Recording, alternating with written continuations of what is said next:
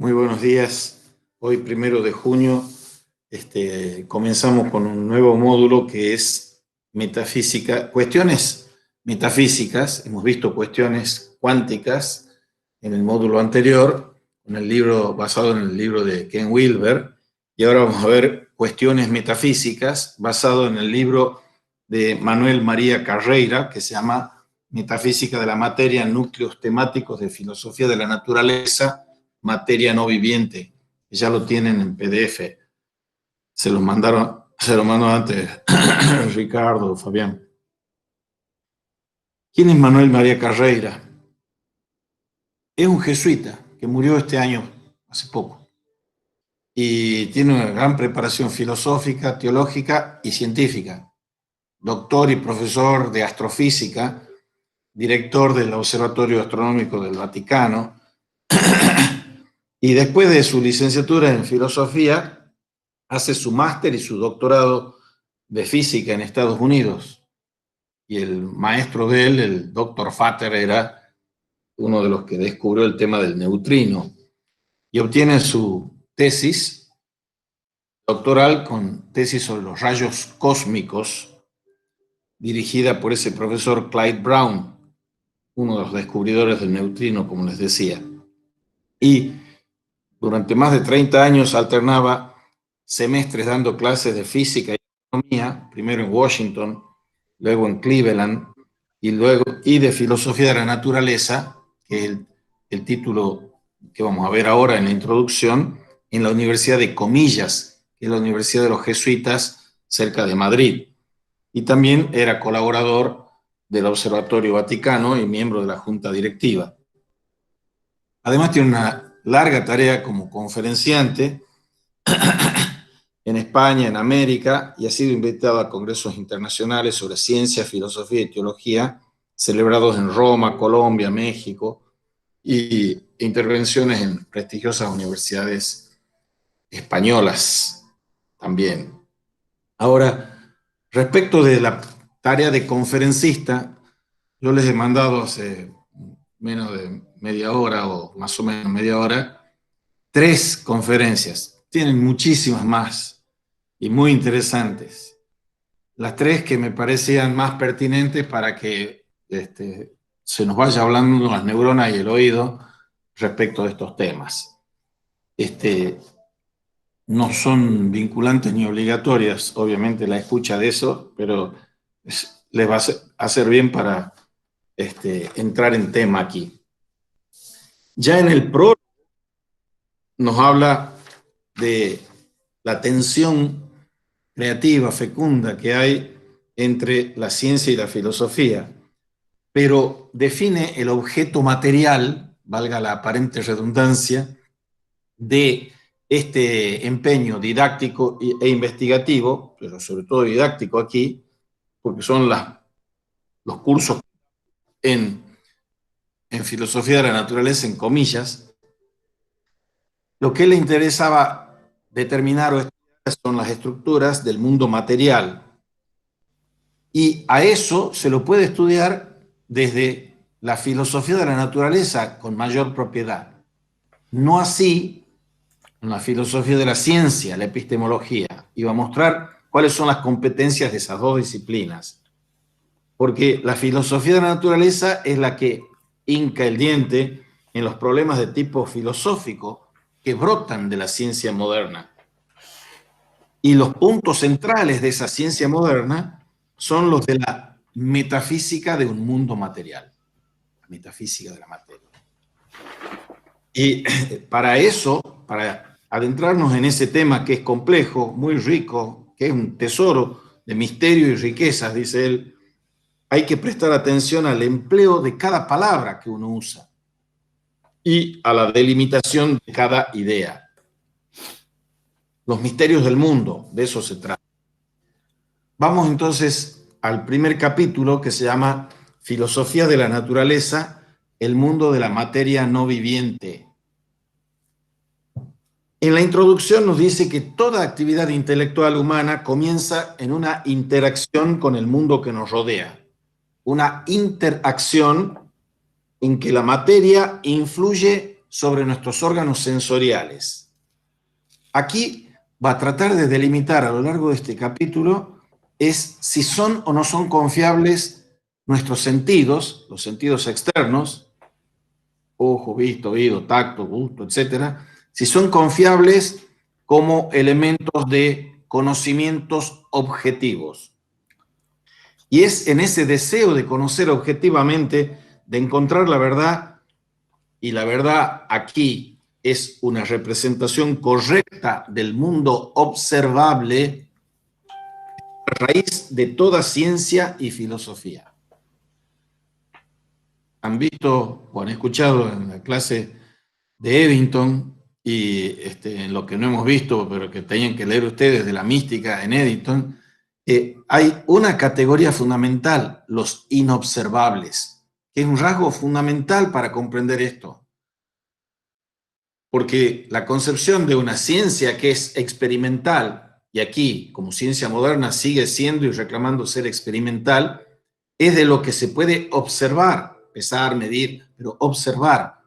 Pero este aquí, que es absolutamente contraintuitiva a la ciencia contemporánea, porque es de los inobservables. Nadie puede observar a simple vista un átomo, y menos un neutrino, un protón.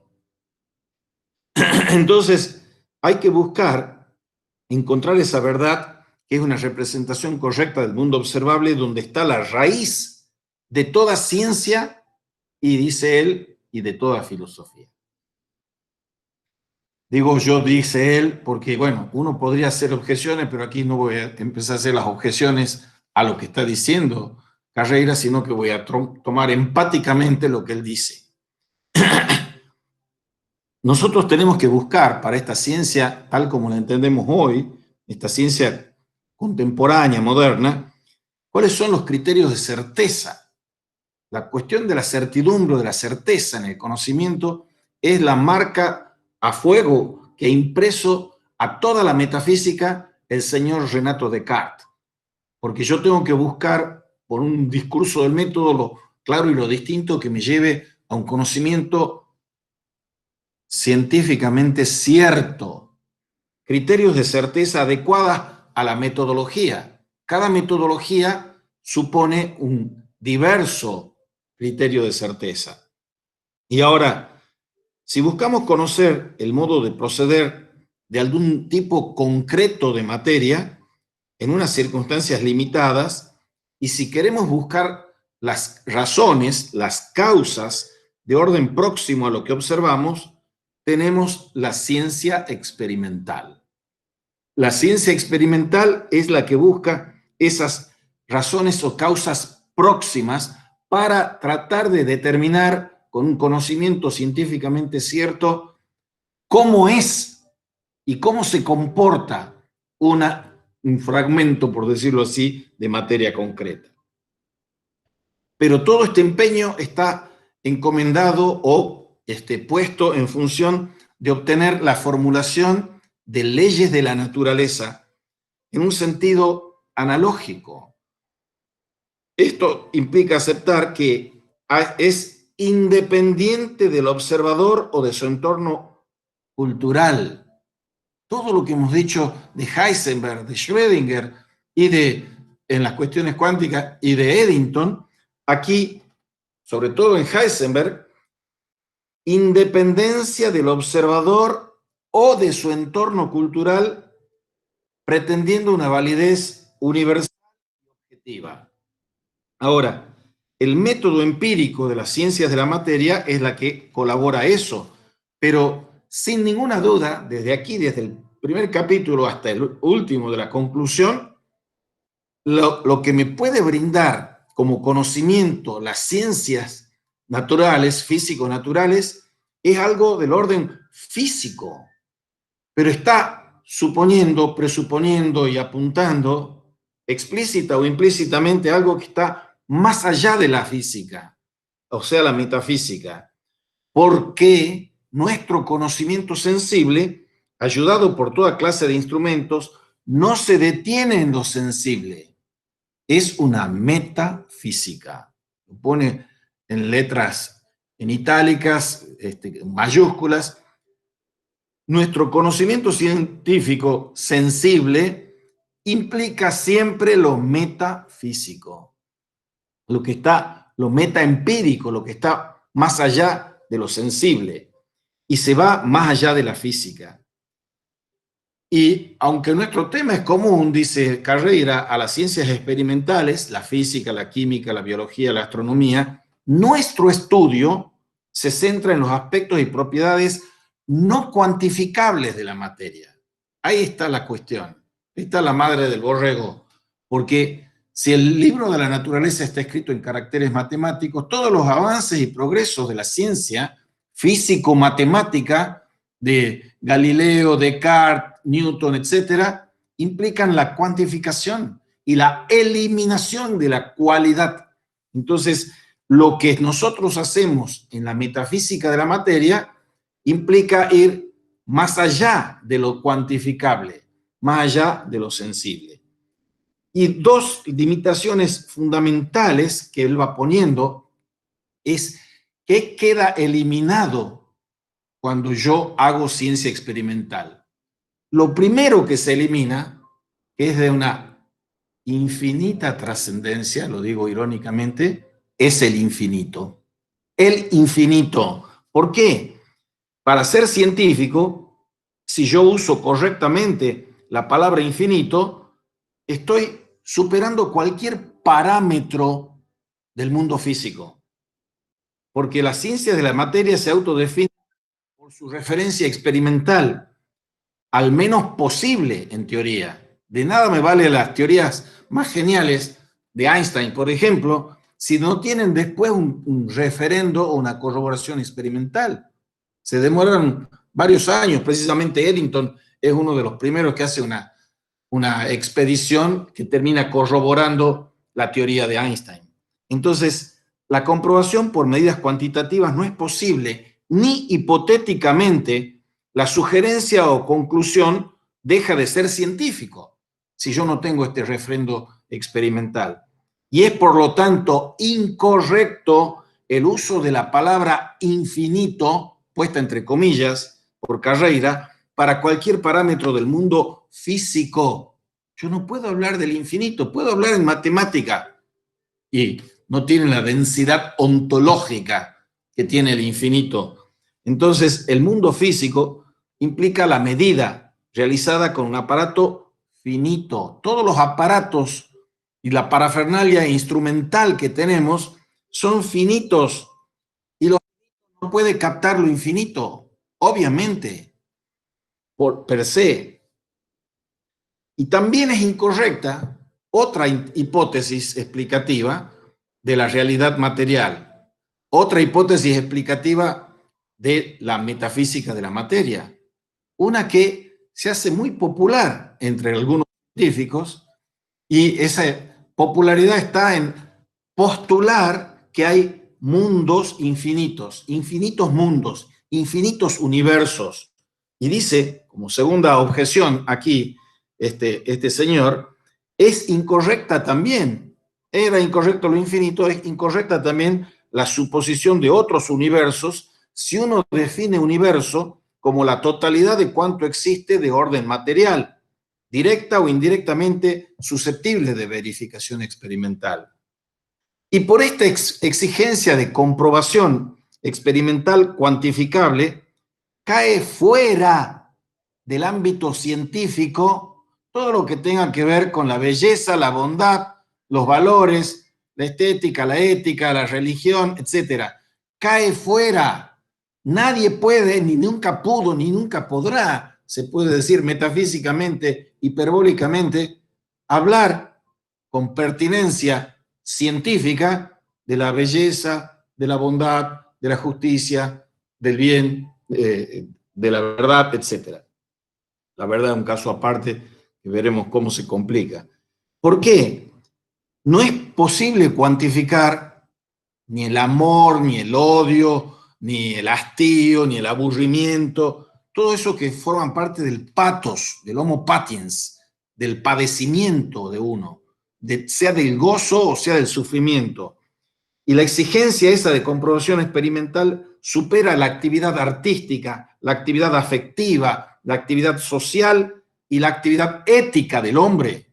Así va a terminar este libro, mostrando qué es lo que, viendo lo que llama el principio antrópico desde la ciencia, qué es lo que es el hombre. Terminará preguntándose qué es el hombre, que tiene que ver con todas estas dimensiones de la afectividad, de la ética, de la estética, etc. Ahora, como si eso no fuese suficiente, la cereza del postre aquí es que la ciencia no puede, no pudo ni podrá hablar de la finalidad última del universo, del fin. Por supuesto, se harán extrapolaciones sobre hacia dónde se encamina el universo, pero tendrán tirios y troyanos, fríos o calientes, la divisoria de aguas entre aquellos que dicen que sí tienen propósito y aquellos que dicen que no tienen propósito. Las grandes discusiones cosmológicas están pivotando sobre la cuestión esa del origen del universo y del fin del universo. Los dos antepenúltimo y penúltimo capítulo de este libro. Ahora, ni sobre la finalidad, ni sobre la razón suficiente del universo. La razón suficiente es un principio elaborado por Leibniz y es el más genial complemento de la genialidad de Aristóteles, porque con Aristóteles nosotros teníamos principios de orden lógico y principios de orden ético. Pero los principios de orden lógico son la base sin la cual no hay ciencia. Y esa propedéutica del órganon, de los silogismos, los conceptos, los razonamientos, implica que nosotros tenemos una concepción de razones suficientes. Porque junto a los principios de identidad, de no contradicción y de tercero excluido, que son los tres principios básicos aristotélicos, el señor, en pleno barroco, por decirlo así, el señor Leibniz formula el principio de razón suficiente. Y el principio de razón suficiente tiene 4 corolarios o implicancias. Un corolario ontológico que dice toda cosa tiene su razón de ser. El corolario lógico es toda proposición tiene una justificación. El corolario físico, todo efecto tiene una causa. Y el corolario ético, toda acción. Entonces, cuando aquí Carreira está diciendo ni finalidad ni razón suficiente del universo puede dar la ciencia física. No dice poco. Entonces, ¿de qué se trata? Si no trata de eso, no trata de la belleza, del bien, de la bondad, de la justicia, etcétera, ni del fin, ni de la razón suficiente. ¿De qué trata? Y trata de subrayo el solo, de las transformaciones de la materia. Transformaciones es, por decir, cambiar la forma. Tiene una forma, de ahí viene el hilemorfismo de Aristóteles, que lo volveremos a ver aquí. Hile, materia, morfé, forma. Las transformaciones de la materia, las mutabilidades, los cambios. Entonces, ¿qué pregunta? ¿Cuál es el pronombre interrogativo fundamental para la ciencia? ¿Cómo se comporta la realidad? ¿Cómo? El cómo de la realidad. ¿Y qué trata la filosofía? La filosofía, por el contrario, no trata del cómo, trata del qué, del por qué, del para qué de todo lo existente. Ahí tiene una diferencia abismal entre lo que es la ciencia contemporánea y lo que es y debe ser la filosofía contemporánea. Tienen pronombres interrogativos diferentes. Y eso, todo lo existente, no es solo lo material, también lo inmaterial. What is matter, no mind. What is mind, no matter. Material o inmaterial, remontándose a las causas últimas y a los niveles más profundos del ser. Antes hemos dicho causas próximas para la ciencia física. Y aquí nos dice causas últimas. Causas no son principios. Causas es aitía, causas. Y principios arjai, arjé en singular. Ahora, ¿cuándo la física? Como nosotros hemos visto todos esos escritos medio místicos y metafísicos de todos estos grandes científicos contemporáneos, todos grandes, y bueno, los científicos a veces ejercen la filosofía impunemente y dicen macanas, como van a señalar en este libro y en muchos otros libros, las macanas que dice el señor Stephen Hawking, siendo un genio de los genios en una parcela de la física. Bien, eso no es completamente satisfactorio la respuesta que puedo obtener científicamente para las cuestiones últimas. Las cuestiones últimas no son ni se responden científicamente. Son y se formulan como cuestiones, y no se responden acabadamente, por cierto, tampoco, metafísicamente, en términos que nosotros tenemos que trasladar de la experiencia cotidiana y hacer el puente a esas abstracciones de los modelos, teorías y leyes. Pero el árbitro de la cuestión es la experiencia cotidiana. Pero siempre nosotros hagamos ciencia o hagamos filosofía, la aspiración es llegar a un conocimiento universal y cierto. Y para tratar filosóficamente de la materia, dice Carreira, necesitamos basarnos sobre los datos de la ciencia contemporánea. Datos de la ciencia contemporánea. Y en ella vamos a tener que distinguir los verdaderos datos experimentales de su interpretación. No existe el dato en sí, no existe el hecho en sí. Siempre los datos y los hechos, the facts, están siendo interpretados. Pero una cosa hay que distinguir, una cosa son los datos y otra cosa es la interpretación o la lectura de esos datos. Conviene finalmente aquí hacer una distinción clara entre filosofía de la ciencia, dice Carreira, y filosofía de la naturaleza. Filosofía de la naturaleza es el tratado filosófico que les siguen enseñando hoy en la tradición escolástica a los seminaristas o a los que estudian teología o filosofía desde el punto de vista cristiano. Filosofía de la naturaleza es el nombre medieval, dicen, de lo que nosotros llamamos hoy epistemología. No, dice Carreira. Son dos tratamientos diferentes, el de la filosofía de la ciencia o episteme, logos, epistemología, y la filosofía de la naturaleza. ¿Por qué son diferentes? Porque la filosofía de la ciencia trata de la ciencia como actividad intelectual humana. Está vinculada con la gnoseología, con la teoría del conocimiento. Esa actividad intelectual humana, estudiando su metodología y estudiando su validez en la búsqueda de un conocimiento objetivo. Le vuelvo a subrayar lo de la cuestión de la objetividad, porque más allá que uno acuerde o esté en desacuerdo con lo que está diciendo Carreira, es que la ciencia siempre ha tenido y tiene, la moderna contemporánea, la pretensión de la objetividad. Y todo ese mundo de lo humano, de lo afectivo, de lo cualitativo, de lo emotivo, etcétera, es subjetivo. Entonces vamos a ver esa tensión entre objetividad y subjetividad zarandeando esta cuestión de filosofía de la ciencia y epistemología. Es, pues, la filosofía de la ciencia una parte de la epistemología, que es teoría del conocimiento, pero ella, como filosofía de la ciencia, tiene un carácter subjetivo, ya que trata de lo que ocurre en nuestra mente como representación de la realidad extramental. Entonces, repito, la filosofía de la ciencia, en tanto genitivo objetivo de la ciencia, pretende la objetividad, y en tanto genitivo subjetivo, filosofía, es subjetiva, porque trata de nuestra representación mental de lo extramental. Bien, decía Einstein que para hacer ciencia hay que aceptar una doble fe no científica. Si yo hablo de fe, no estoy hablando de razón, ni de deducción, ni de lógica. Una doble fe no científica, reclama, declama y proclama Einstein.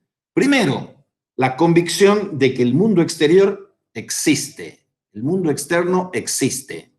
Y segundo, que es posible entenderlo. Me maravilla, dice Einstein, que puedan ser entendidas las cosas. Y el nombre tradicional del estudio filosófico, de la filosofía o metafísica de la materia, se llama cosmología.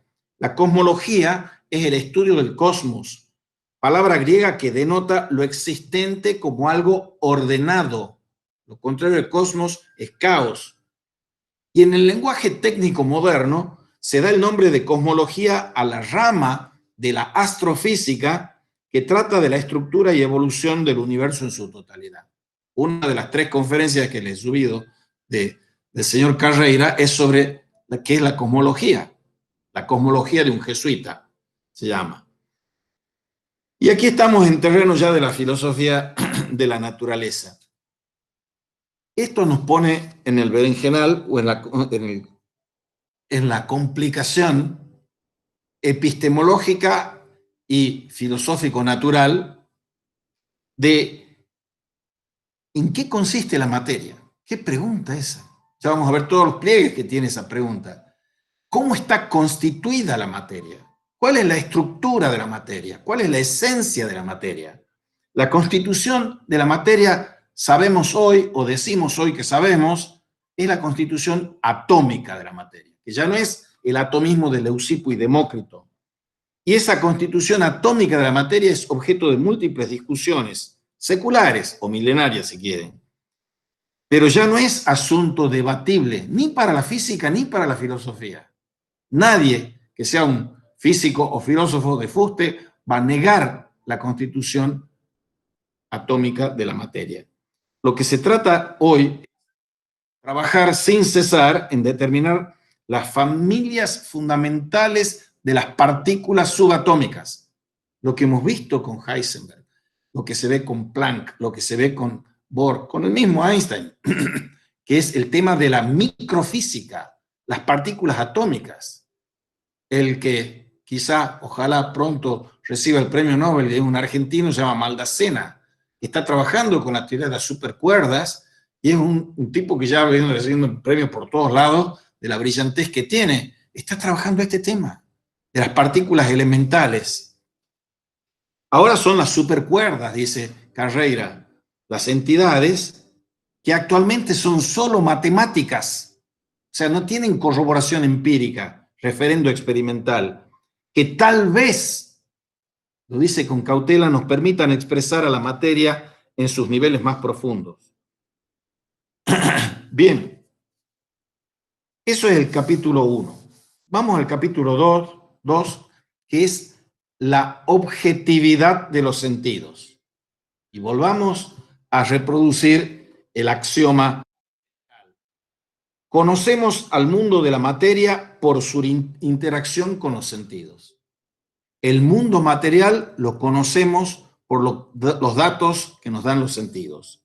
Ahora, hay un axioma escolástico que recuerda aquí Carreira, y es: nada hay en el intelecto que no haya pasado antes por los sentidos, salvo el intelecto mismo. Nada hay en el intelecto que antes no haya pasado por los sentidos, salvo el intelecto mismo. Esto nos muestra lo que es el axioma fundamental de esta metafísica de la materia, de que yo no tengo ninguna posibilidad del conocimiento de la materia, sino es con la interacción entre el mundo exterior, dato de fe física, existe un mundo exterior, y mis sensaciones. Pero, ¿qué pasa? Nosotros decimos los sentidos son engañosos y apelamos a las metáforas consabidas del propio Descartes. Si yo pongo un lapicito, un palito en un vaso con agua transparente y veo que se quiebra el palito, entonces no son confiables. Los sentidos no son una vía confiable para un conocimiento cierto. Entonces, todos estos sentidos que son imprescindibles para conocer algo, si se puede conocer algo de la materia, son, dice Carreira, ventanas parciales abiertas a un mundo complejo. Y la pregunta aquí fundamental para avanzar en esta materia esta materia de la metafísica de la materia ¿es objetivo nuestro conocimiento del mundo externo o es nuestra sensación tan subjetiva que no nos dice nada de lo exterior a nosotros? Pregúntenle a Jorge Luis Borges, que se apoya en George Berkeley, un empirista súper idealista que dice, ser es ser percibido. Locke, Berkeley o Hume están hablando de esa subjetividad, pero su irremisible remisión a los sentidos para conocer algo. Nada se puede conocer sino partiendo de los sentidos. La pregunta metafísica del conocimiento en el comienzo de la modernidad es ¿dónde se origina el conocimiento? Entonces, ¿qué dicen los empiristas? Que es una de las ramas.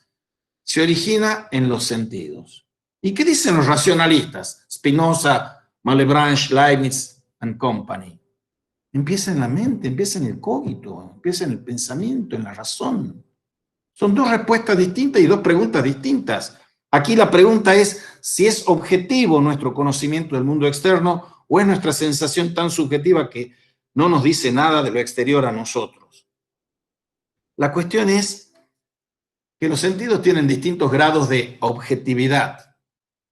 La visión es más objetiva que todos los otros y el oído le sigue, y después son mucho más subjetivos, de gustibus non disputandum, sobre gusto no hay nada escrito, no hay disputa. Por supuesto que hay disputa, pero son mucho más subjetivos el gusto y el olfato que la vista. La cuestión entonces es formular esta pregunta en términos de el problema de una objetividad verificable. Objetividad verificable. La sensación, todas nuestras sensaciones, todas mis sensaciones son incomunicables. Nadie puede comunicarle a nadie qué es lo que está sintiendo cuando siente el impacto del color amarillo o el color rojo. Si uno es ciego de nacimiento, puede decir y comprender qué dice cuando dice amarillo, dice rojo.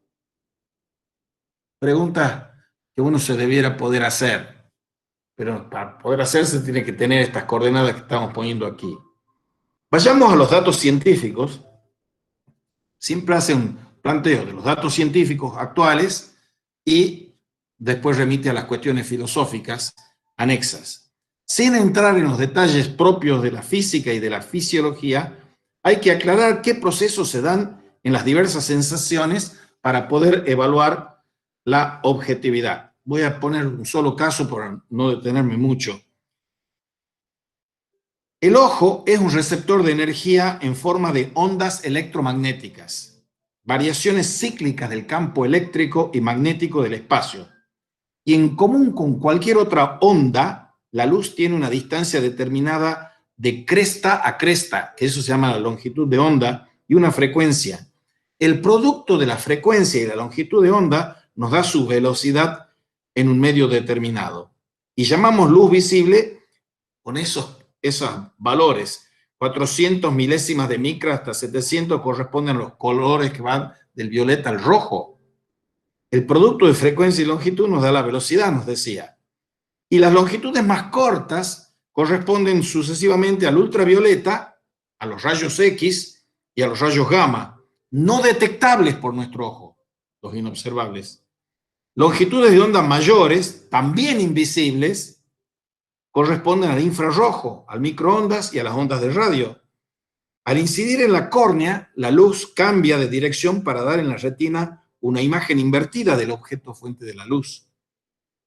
Y cuando nosotros procesamos ese dato por la corteza visual del cerebro, ambos presentan en forma tridimensional o estereoscópica los objetos del campo visual. Eso es solo para el tema de la vista, para mostrar cuáles son las posibilidades y límites de la objetividad del órgano de la vista. Pero hay anomalías visuales que conocer, por ejemplo, si yo soy daltónico. Pero si yo no soy daltónico y yo estoy observando burbujas de jabón, todos ustedes habrán observado, manchas de aceite sobre el agua, plumas del pavo real, todos esos colores tornasolados que cambian, esos colores son una propiedad que no son del objeto en sí, no son propiedades de la cosa, sino de nuestra percepción de la cosa. porque esa mutación de los colores depende del observador, depende de las condiciones de la observación. La misma existencia del objeto parece cuestionable aquí. La evidencia visual directa también parece contradecir los datos científicos acerca de la estructura de la materia de apariencia más sólida. Todo lo sólido se desvanece en el aire, decía proféticamente Carlos Marx. Si yo veo esta mesa o veo cualquier objeto, le veo una consistencia, una textura, una resistencia al tacto, que creemos que es algo sólido. No existe nada sólido en sí, porque es un bullir como los abejorros y las abejas, el zumbido de las abejas, el movimiento interno de los electrones, los neutrones, los protones, etc. Y sigue con las otras sensaciones y nos vamos a la pregunta central. Yo les hago una pregunta a ustedes. Se las hacía a mis alumnos de tercero de polimodal, con 18 años. Si cae un árbol en un bosque, ¿hace ruido? Piénsenla menos de un minuto y sigo. Si cae un árbol en un bosque o un rayo en un bosque, ¿hace ruido? La cuestión es si son fiables o no son fiables nuestras sensaciones. Porque esta interacción entre el estímulo y el órgano, ese es percipi, el ser es ser percibido, percibido por el oído. Si el ser es ser percibido por el oído, si no hay oído, ¿hay ruido? Y hay que distinguir las cosas. Interacción estímulo-órgano. Poner en duda la validez objetiva de nuestro conocimiento sensible. Esa es la cuestión. Y hay montones de argumentos que aquí no vamos a ponerlos a todos, pero algunas sensaciones, como el gusto, el olfato y el tacto, son tan subjetivas que parece equívoco relacionarlas en forma unívoca con el objeto externo.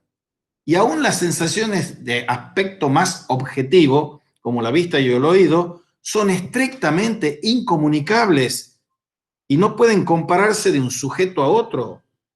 Los datos sensoriales son claramente incompletos, dice Carreira, y podemos realmente afirmar que conocemos la realidad apenas vislumbrada a través de una rendija tan estrecha. Desde el punto de vista de la física, se ha negado la objetividad de la sensación. Toda la materia está compuesta de unidades ínfimas y esas unidades no son perceptibles por los sentidos, ni puede asignarse a ellas color o sabor o cualquier otra cualidad correspondiente a nuestras sensaciones. Heisenberg, nuestro amigo Heisenberg, representa la actitud de la física negando las cualidades sensibles de los átomos. Los átomos no se perciben a ojos vista. El sentido es solamente un indicador de la presencia de un estímulo, pero no nos dice nada sobre las cualidades o el mundo externo del que proviene. Y hay distintas posiciones filosóficas respecto de esta cuestión. Primero empecemos por la de John Locke. La posición filosófica de ese empirista, que es John Locke, dice que las cualidades solo existen. Ay, los que entran tarde, Dios mío. Las cualidades solo existen como causa desconocida de sus sujetos. Vamos a otra posición, la posición de Immanuel Kant. La posición kantiana reduce el carácter espacial de las sensaciones a algo innato en el hombre y comporta la negación de la cognoscibilidad de aquello que se esconde tras el fenómeno. El noumeno es lo incognoscible, no porque yo no tenga suficientes facultades o aptitudes en mis facultades para conocerlo, es per se incognoscible. Ese es el agnosticismo kantiano. Yo no sé nada de la cosa en sí. Lo que yo puedo ser es lo que pone mi sensibilidad trascendental y lo que pone mi entendimiento trascendental. La pregunta que les he hecho yo al comienzo, ¿hay sonido si cae un rayo en el desierto? ¿O hay sonido si cae un árbol en el bosque? ¿Hay color si nadie lo ve? Háganse esas preguntas y traten de responderlas. Yo le doy la respuesta que da Carreira. Es distinto que si yo le hago esa pregunta al fisiólogo, si se la hago al psicólogo o si se la hago al físico. Para el físico, estos nombres se refieren al estímulo energético, el rayo, el color, el estímulo energético que va directamente al órgano. Es una onda electromagnética de una longitud determinada o una onda mecánica de una cierta frecuencia. En cambio, para el fisiólogo, fisiología es el estudio del funcionamiento del órgano. Las mismas palabras son indicativas de la reacción del órgano sensorial. Finalmente, el psicólogo, no el físico ni el fisiólogo, el psicólogo, psique, logos, el logos del alma, las aplica a la percepción consciente. El señor Kant, que tenía más de psicólogo en eso, la psicología racional es lo que hoy llamamos antropología, habla de la apercepción como percepción consciente, distinguir la percepción, que la tiene cualquier animal o cualquier planta, de la percepción consciente, que es la que tenemos los hombres. Ahora, estas diferencias se ven en los efectos, que basta con determinar el significado de la palabra en la pregunta para tener automáticamente una respuesta inequívoca. La caída del rayo produce ondas sonoras, dice el físico. Ese es el sonido físico. Que pueden actuar sobre el tímpano de alguien dormido, dando lugar a una señal. Ese es el sonido fisiológico. Que no es consciente si el sujeto no se despierta, porque no hay percepción psicológica. Entonces, estamos viendo aquí que los sentidos son lo que son, y parece una verdad de perogrullo. Los sentidos no me dan ningún juicio. Yo tengo tres partes de la lógica aristotélica que siguen siendo vigentes: concepto, juicio y razonamiento. El concepto no es verdadero ni falso. Solo puede ser verdadero o falso el juicio, la proposición. Y los razonamientos serán válidos o inválidos. Pero, ¿qué es el concepto? La simplex aprehensió, dicen los escolásticos. La aprehensión simple de algo. Entonces, yo no puedo decir que el rojo es falso o el rojo es verdadero. O que el rojo que capta como verde o lo que fuese el daltónico es falso. No, lo que capta el daltónico es lo que capta, punto, aparte. No podemos hacer ni un juicio psicológico, ni moral, ni de ningún tipo sobre lo que capta el que capta. Y alguien que tiene fiebre y que tiene gripe o que está resfriado y prueba una sopa y le sabe distinto a otro que no la tiene.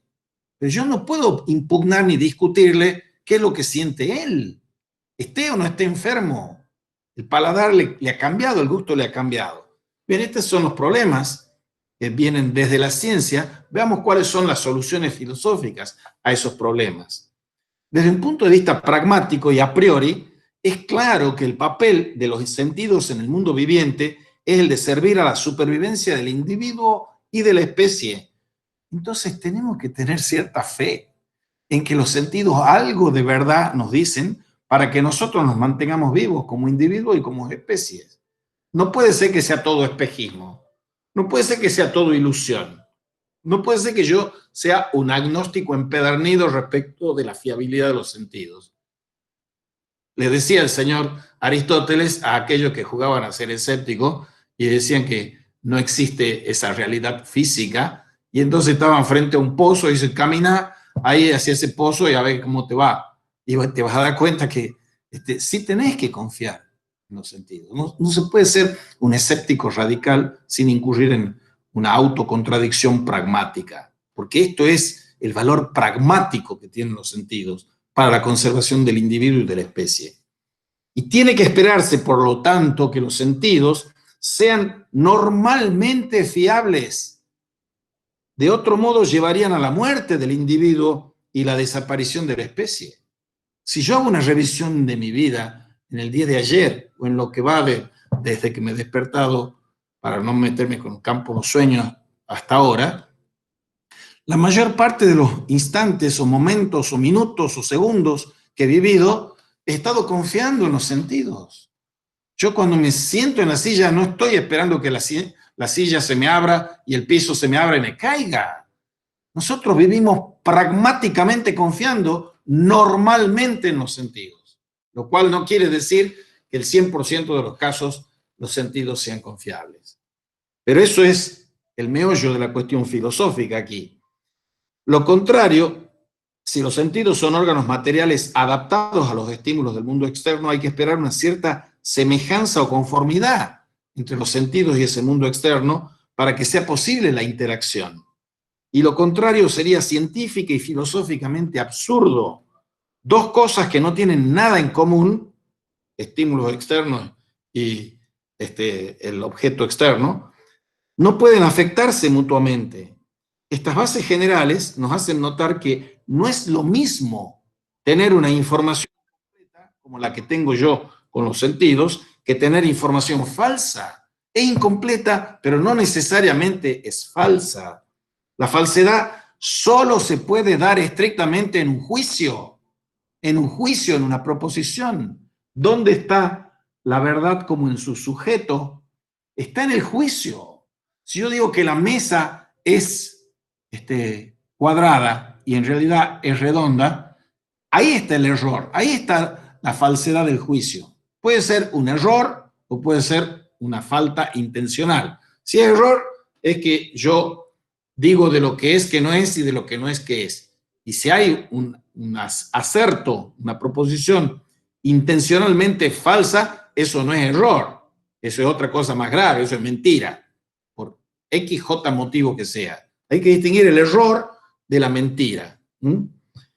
Pero acá estamos con la cuestión de si son confiables, si son erráticos nuestros sentidos, en sentido absoluto o no.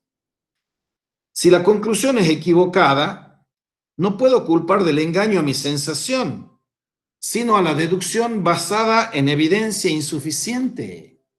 Si hay error, es porque yo he deducido algo teniendo evidencia insuficiente. Y les doy una buena o una mala noticia, según lo quieran creer ustedes.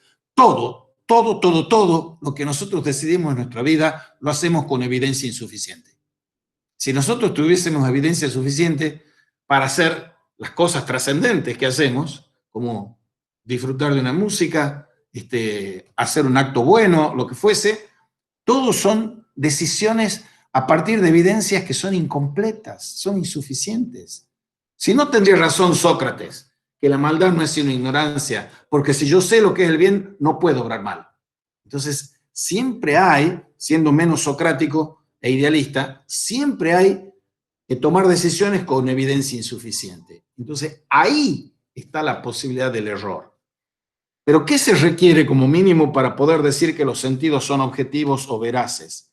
Que haya una correlación constante y proporcional entre el estímulo y la reacción. Ahora, nosotros podemos confiar en un termómetro si siempre marca 0 cuando se congela el agua y marca 100 cuando hierve el agua. O sea, debe actuar con un sentido que sea de confiabilidad, un estímulo apropiado cualitativa y cuantitativamente dentro de sus límites de umbral y de techo. Y el estímulo debe contener la información que se requiere. No es posible que el ojo descubra el color verde de un objeto si se ilumina exclusivamente con una luz roja. Y si la información es asequible a varios sentidos, todos deben usarse conjuntamente. Por ejemplo, no debo juzgar la dureza o peso de un objeto solo por su aspecto visible, sino también por el tacto. Bajo estas condiciones, dice Carreira, cuando los sentidos me informan de la existencia de un objeto externo, puedo aceptar este conocimiento como objetivo. Ahí está la crítica que se hace al escepticismo respecto de los sentidos. La estructura macroscópica, que es la única que detectamos nosotros con nuestros sentidos externos, tiene un color. Un átomo no tiene un color.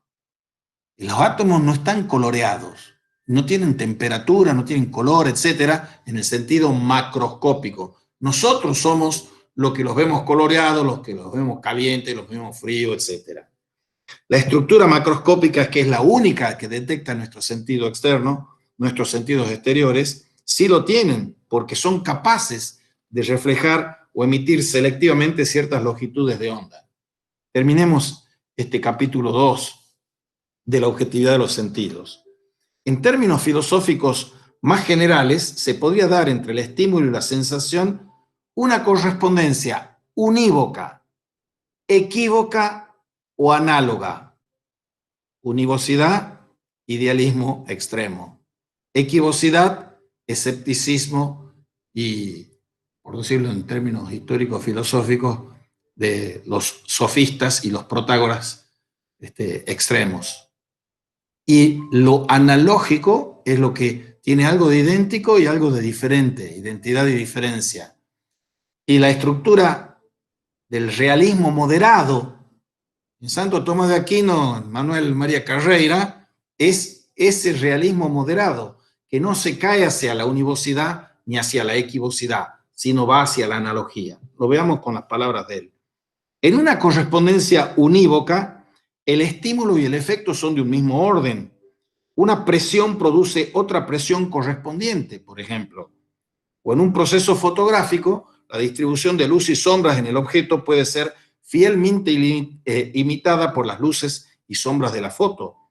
En un proceso de correspondencia equívoca, por el contrario, no hay parecido alguno entre el estímulo y el resultado, de modo que sería imposible deducir el uno del otro. Por ejemplo, del sonido musical de una radio, no puedo inferir la forma de sus componentes electrónicos.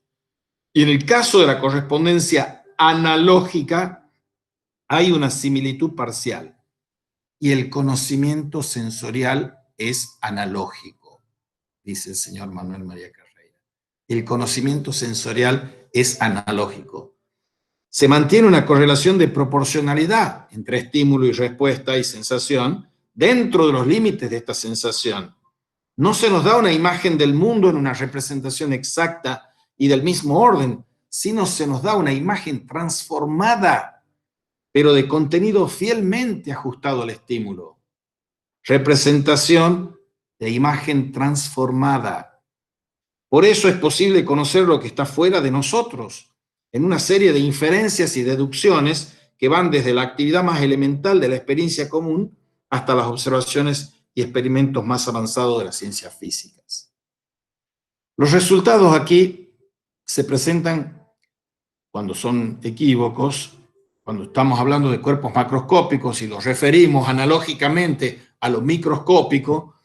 Los resultados no se presentan como descripciones arbitrarias. Cuando hay un conocimiento sensorial analógico, no son descripciones arbitrarias de la realidad, porque negar la objetividad de las sensaciones equivaldría a cerrarse a la ignorancia en la ignorancia científica. La ciencia no puede conocer nada si no se abre a esa receptividad de los estímulos externos que vienen dados por los sentidos. Por eso esta posición, la de él, la de Carreira, puede propiamente llamarse de un realismo moderado, lo dice en cursiva, con mayúscula, etc. Realismo moderado. Evita el optimismo ingenuo de un realismo extremo, el hiperrealismo se le llama también al idealismo de Platón, que quiere afirmar que las cosas son exactamente como las percibimos, ni más ni menos, porque esa posición es incompatible con los conocimientos científicos actuales. Pero evita también la posición pesimista de un idealismo que se cierra en sí mismo, negando todo conocimiento objetivo y llevando lógicamente a la imposibilidad de hacer ciencia y aún de ser consecuentes en nuestro proceder diario. Ni idealismo, ni escepticismo o ingenuo materialismo, ingenuo idealismo. No sé si quieren hacer preguntas aquí, ahora podemos tener un tiempito para hacer preguntas antes de pasar al capítulo 3. ¿No? Bien. El capítulo 3 se llama La estructura espacial del mundo. Aquí la pregunta capciosa que uno se puede hacer es, ¿sabemos qué es el espacio? y veamos todas las derivas físicas y metafísicas en torno de la cuestión de qué es el espacio. El primer dato que nosotros recibimos de la totalidad de nuestras sensaciones es el que nos muestra una realidad externa dotada de un carácter espacial que se manifiesta como localización, distancia y extensión. Repito la frase. El primer dato que recibimos de la totalidad de nuestras sensaciones es el que nos muestra una realidad externa dotada de un carácter espacial que se nos manifiesta como localización, distancia y extensión. Hay que amacarse aquí con qué significa el lugar, por ejemplo. Veremos. Y el concepto de extensión, hecho re famoso por la res extensa del señor Descartes. El concepto de extensión afirma la distancia entre las partes de un objeto único o considerado como uno. Y en todos estos casos estamos hablando de una diversidad de lugar. Diversidad de lugar. La idea misma de lugar exige una mayor explicación filosófica, pues necesitamos precisar exactamente su contenido si hemos de entender claramente qué significan distancia y extensión. Vamos a distinguir dentro del lugar, dice Carreira, dos dimensiones: lugar extrínseco y lugar intrínseco. El concepto más intuitivo y elemental de lugar contiene un sistema de referencia últimamente anclado en el observador. El concepto más intuitivo y elemental de lugar contiene un sistema de referencia últimamente anclado en el observador. Porque cuando yo digo aquí o digo allí, ¿cuál es el referente último para decir aquí o allí? Mi posición subjetiva. Entonces, el aquí o el allí está definido en un sistema de referencias mediata o inmediatamente a mi posición, a nuestra posición.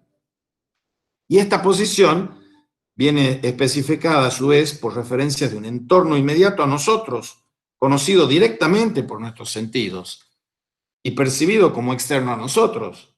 Tenemos así el origen del concepto de lugar extrínseco.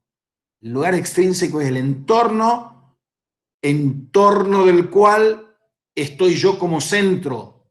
Mi posición es el egocentrismo, dicho sin cualificaciones morales ni de otro tipo, el egocentrismo. Hay una conjugación emocional de los términos, dicen los libros de lógica cuando hablan del lenguaje performativo, que si yo digo, siempre parto de la particular egocéntrica. Yo digo, pone el ejemplo en el libro de lógica de Copy, por ejemplo. Dice, yo tengo cultura alcohólica, tú bebes demasiado y él es un borracho empedernido. Eso es partir del yo. Siempre que hay una conjugación emocional de los verbos y de los términos, una resonancia emocional, parto del yo, y el yo es el centro, la particular egocéntrica. Y este concepto de lugar extrínseco es básicamente de orden cognoscitivo, pragmático. Si uno le pregunta a un hombre del campo ahí, cuando está en San Javier, en Raco, donde sea, ¿dónde queda tal lugar? ¿Dónde queda el Ciambón? Ahí cito nomás, le dicen. Ahí cito nomás. Ahí cito para las medidas que tiene él desde su egocentrismo posicional. El universo, considerado como totalidad de cuanto existe de orden material, naturalmente no tiene una referencia en torno extrínseca posible, externa a él. Por lo tanto, no tiene el universo ningún lugar extrínseco, consecuencias descomunales para la teoría de la relatividad después.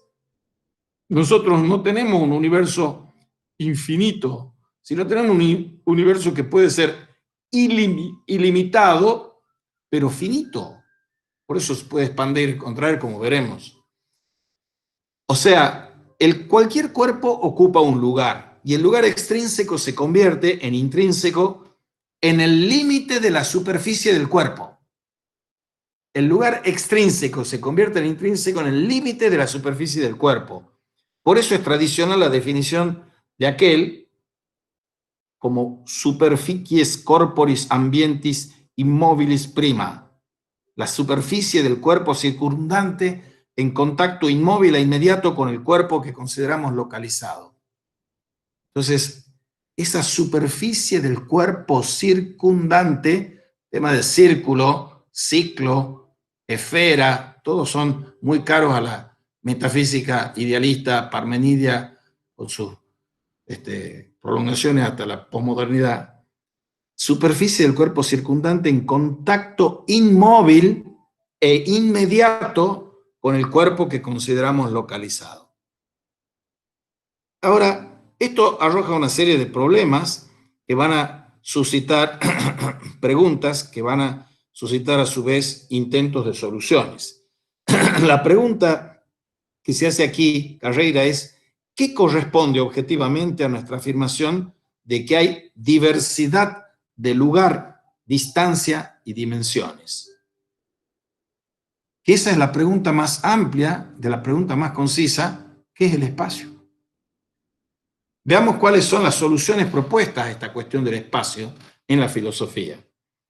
¿Qué hay en realidad que fundamente las relaciones de localización y distancia? ¿Qué alternativas se nos ofrecen para responder eso? La respuesta más radical la formulan los autores que niegan todo fundamento objetivo a nuestras sensaciones espaciales, con Immanuel Kant, genial él, a la cabeza.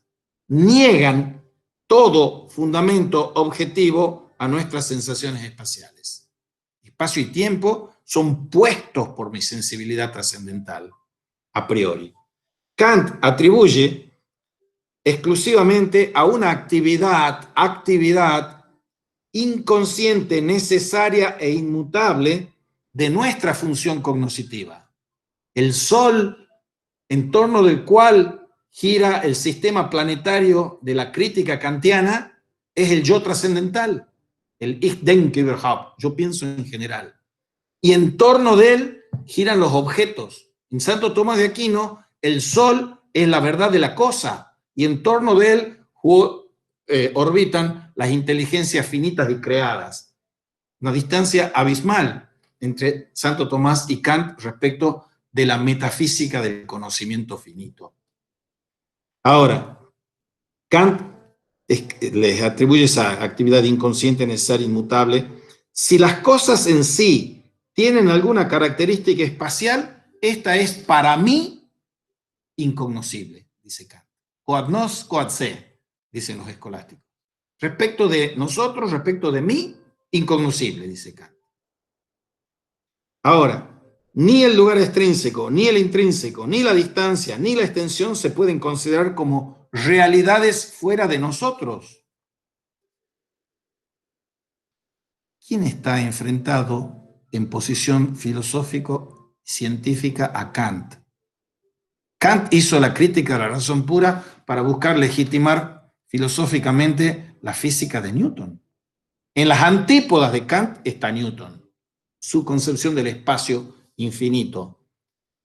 Si nosotros consideramos nuestras percepciones espaciales correspondiendo a una realidad objetiva, tenemos el espacio absoluto de Newton.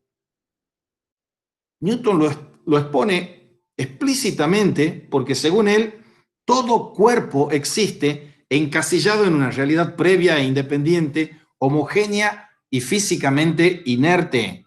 Por eso se llama al espacio absoluto de Newton un espacio imaginario.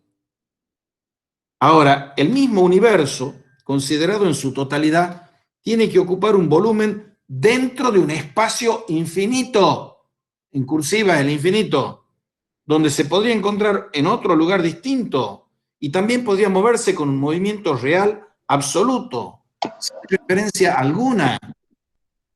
Y esa afirmación de la infinitud cae en la antigua paradoja de decir que el espacio se acaba, o sea, el espacio está limitado, y al mismo tiempo inferir que hay un espacio más allá de ese límite.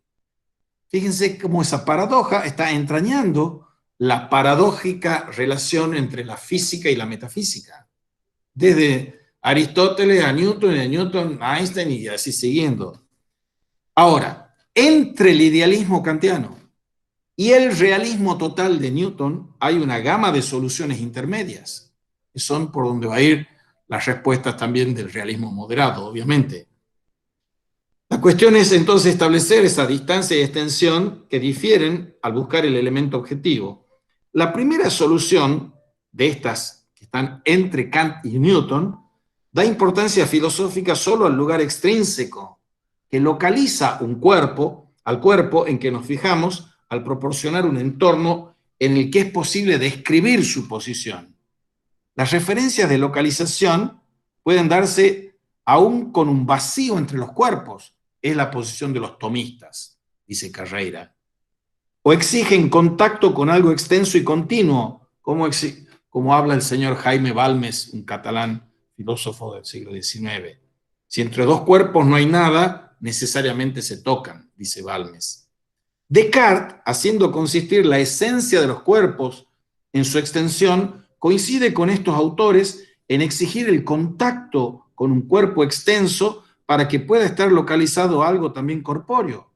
Y después viene el genio de Suárez, Francisco Suárez, ese jesuita sin el cual no existe la filosofía moderna y contemporánea, desde la ética, la lógica, lo jurídico, a la metafísica y a la teología. En Suárez, y otros autores que lo acompañan, consideran que el lugar intrínseco tiene la primacía filosófica. Un cuerpo está en su lugar con prioridad lógica respecto a sus posibles relaciones de distancia a otros cuerpos. Un cuerpo está localizado realmente por algo que le afecta en su ser accidental en forma absoluta. Y todas las opiniones expuestas, excepto la de Newton, coinciden en atribuir al espacio un carácter abstracto, de ser una construcción mental, basada en las localizaciones individuales de los cuerpos existentes o posibles. No hay un ser real independiente de los cuerpos que corresponda a nuestra imagen del espacio como receptáculo de la materia, como tampoco existe una humanidad como ser real distinto de los individuos que la componen.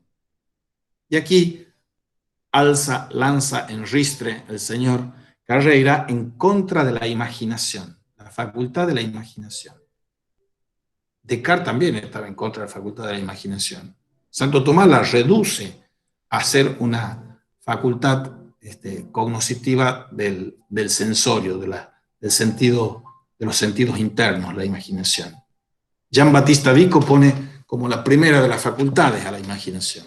Aquí Carreira, siguiendo esta línea en la que coinciden tanto Tomás de Aquino como Descartes, la imaginación no me permite hacer ciencia. Lo que yo me imagino no es ni puede afirmarse que es lo que es. La imaginación no es, dice Carreira, una facultad filosófica, ni puede darnos más que combinaciones de lo que ofrece la experiencia sensible. Pero toda afirmación científica o filosófica exige coherencia interna. O sea, lógica sí, imaginación no. Vamos entonces a la espacialidad subjetiva. El punto de vista kantiano admite que nuestros sentidos reaccionan ante el noumeno, la cosa en sí, aunque es imposible conocer nada de él. El carácter espacial que le atribuimos se adscribe únicamente a nuestra actividad innata e inconsciente. Pero esa afirmación, dice Carreira, es gratuita y falta de lógica, porque toda interacción supone una comunidad de propiedades, y la negación de la cognoscibilidad, al menos analógica, dice Carreira, del mundo externo, destruye la posibilidad de toda ciencia de la materia. Y ahí lo manda a Kant al trasto de los desechos filosóficos para conocer metafísicamente la materia. Como decíamos al hablar de la veracidad de las sensaciones, nuestra propia supervivencia sería imposible si no hay objetividad alguna en los datos de distancia, extensión, movimiento local, y toda actividad humana sería absurda. Porque nosotros vivimos y sobrevivimos porque tenemos una fiabilidad pragmática cotidiana en que los sentidos nos dan algo objetivo, algo que nos sirve para vivir. Espacio absoluto. La propuesta newtoniana antes era la kantiana, tiene un inmediato atractivo por su correspondencia a nuestra imaginación. Todos preferiríamos quedar con la intuitividad del espacio absoluto del que habla Newton. Y la dificultad lógica de esta posición newtoniana se encuentra no tanto en lo que afirmaciones teológicas inaceptables o en sus detalles de infinitud y necesidad afirmadas del espacio, cuanto en el problema básico de querer explicar la diversidad del lugar por un ente único y homogéneo. No hay un ente único y homogéneo. Si le hago caso a Suárez, que me dice que la referencia del espacio intrínseco, de la subjetividad del sujeto, es la que tiene prioridad filosófica. Ahora, suponiendo que modificamos la propuesta newtoniana del espacio absoluto, evitando su eternidad e infinitud y todas sus connotaciones teológicas, ya que Newton lo identificaba con la inmensidad divina, distingamos algo que distinguía a Descartes y no distinguía a Newton. Infinito no es inmenso, inmenso es que no tiene medida, inconmensurable es que no tiene parámetros común de medida, infinito es otra cosa, el infinito en sí, absoluto, no implica que tenga o no tenga medida. Newton identificaba la infinitud con la inmensidad divina, y todavía podemos encontrar razones para desecharla como explicación objetiva de la localización, porque es necesario dar una razón de la diversidad de localización de los cuerpos, aunque se admita diversidad en el espacio recipiente. Y podemos decir que la imaginación nos seduce con una falsa explicación. Una vez más nos encontramos con el peligro de pensar que las cosas son exactamente como nos la imaginamos. Y con eso estamos sorteando o esquivando algo fundamental, el examen crítico, dicho en términos casi kantianos. De ahí llegamos a la espacialidad fundada en los cuerpos. Después de la de Kant y de la de Newton, las teorías restantes se agrupan bajo el calificativo general, hemos visto, de realismo moderado, porque no niegan la correspondencia básica entre nuestro conocimiento y la realidad externa. El movimiento es también cognoscible solamente como movimiento relativo. No existe un movimiento absoluto. Y ahí viene el señor Einstein a ampliar y modificar lo que vale macroscópicamente con la física de Newton. No existe movimiento absoluto, no existe espacio absoluto, no existe tiempo absoluto. El movimiento es cognoscible solo por un movimiento relativo. Y este es el único del que puede tratar la física, con la frase de Einstein que dice: la totalidad de los fenómenos físicos es de tal naturaleza que no da base para la introducción del concepto de movimiento absoluto. O más brevemente, pero con menor precisión, no hay movimiento absoluto. ¿Y qué decir de la espacialidad absoluta? La posición de Suárez que hemos mencionado y sus seguidores obvia estas dificultades, afirmando el carácter absoluto de la localización intrínseca. Carácter absoluto de la localización intrínseca, no de la extrínseca, aunque se confiesa abiertamente su indetectabilidad. Y esta es la base de la objetividad de la extensión y la localización. Vamos ya al segmento final. Por estas razones filosóficas expuestas, la explicación del carácter espacial del mundo de la materia parece como preferible, más aún como la única que salva la realidad de la distancia, sin caer en procesos sin fin o en círculos viciosos. Pero esa situación es común en la ciencia moderna de la materia. No podemos imaginar a las partículas elementales con los datos de la experiencia macroscópica. A la materia la conocemos por su actividad. Y es verdad que la posición filosófica más común a partir de Aristóteles y de la escolástica es la del espacio relacional. Y ningún conjunto de relaciones es realmente explicativo por sí mismo. La objetividad no se establece por consideraciones de este orden. No determina el conocer al ser, sino al contrario. No determina el conocer al ser, sino al contrario. ¿Qué es lo primero para conocer algo? Algo es un trascendental también, aliquid. ¿La verdad de la cosa o el sujeto trascendental? Tomás de Aquino dice la verdad de la cosa. Porque, ¿por qué es verdadera una cosa? Porque ella es mensurada por el intelecto divino. ¿Y por qué yo puedo conocer la verdad? Yo puedo conocer la verdad porque me conformo, me adecuo al acto de la verdad de la cosa. O sea, el intelecto divino es mensurante de la verdad de la cosa y no mensurado. La verdad de la cosa es mensurada por el intelecto divino y mensurante del intelecto humano. Y el intelecto humano es mensurado por la verdad de la cosa y es mensurante de las verdades de la técnica, por ejemplo. Entonces, eso cambia abismalmente la metafísica del conocimiento finito en Kant y en Tomás de Aquino. El espacio físico. ¿Qué es el espacio físico? Y este es el último punto. Como apéndice de lo que venimos diciendo acerca del espacio como concepto filosófico, hay que aclarar el significado dentro de la física actual.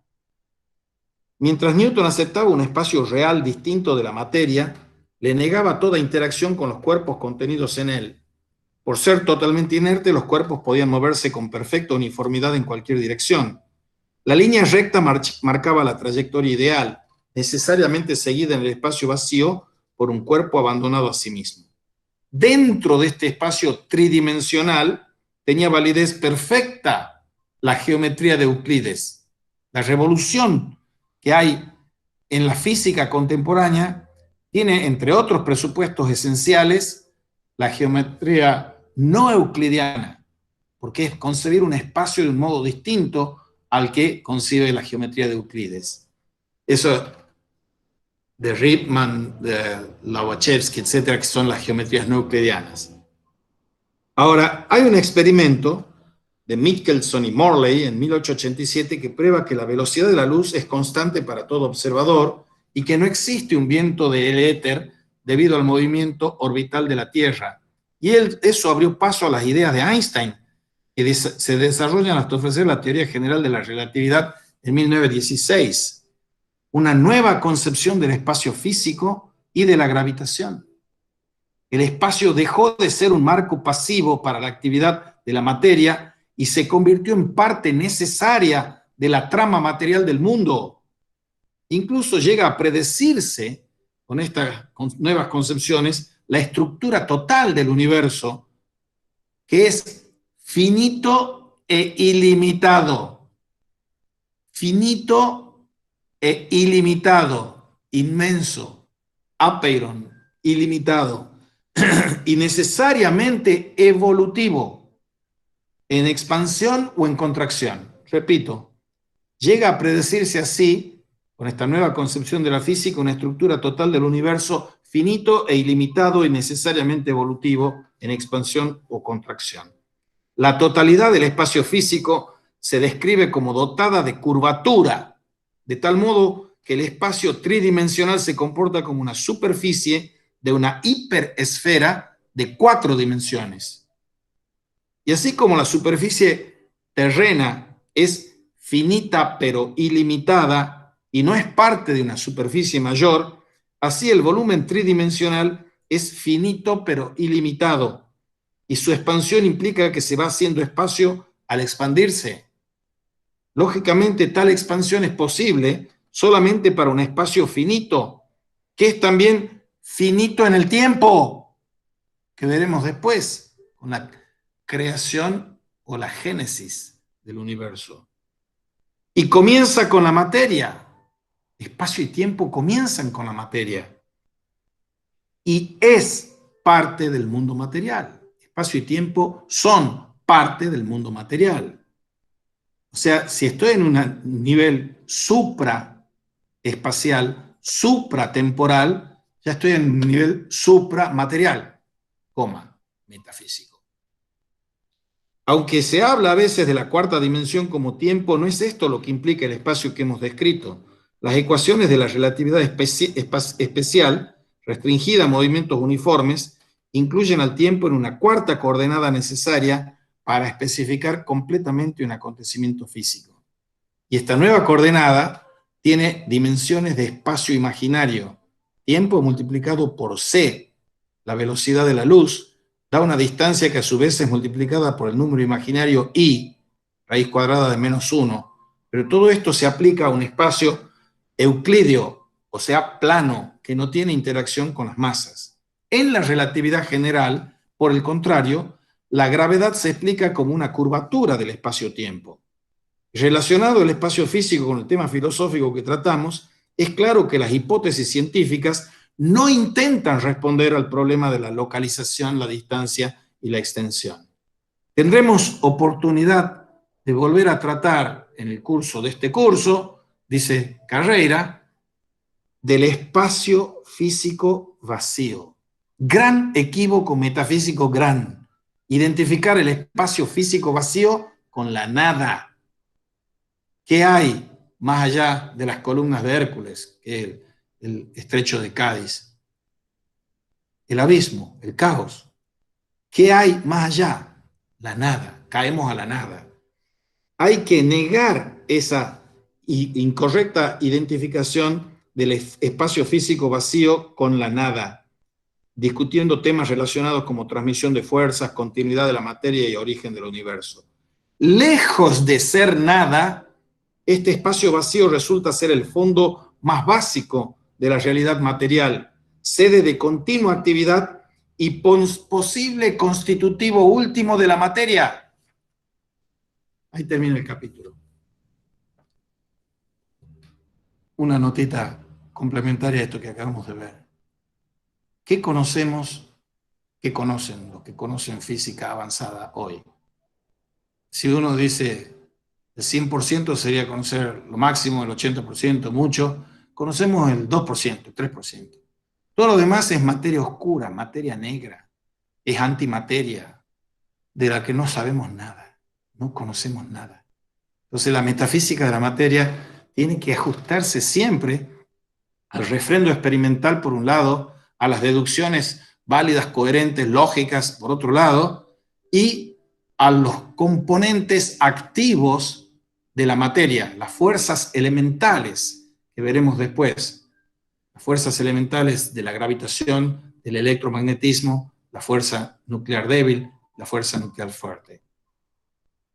Lean o escuchen, lean el libro para poder ir aceitando las cosas y escuchen los programas que les he mandado, que muchas de estas cosas, muchísimo mejor que yo, las dice el propio autor, es Manuel María Carreira.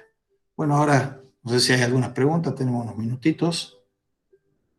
Si quieren hacer preguntas, comentarios, expresar sus dudas. Les digo lo de la consigna. Todas las unidades que pongamos nosotros, ahora estamos exponiendo esto, serán 3 clases o quizás 4, pero espero que sean 3, de la metafísica de la materia, son el trabajo práctico número 2. Y todos ustedes, sin excepción, tienen que hacer con las consignas que les dé el profesor Vera y César acompañándolo, tienen que ser una reflexión que sea acotada, espacialmente acotada y temporalmente acotada si es que quieren exponerlo oralmente, pueden pedir pista también para eso.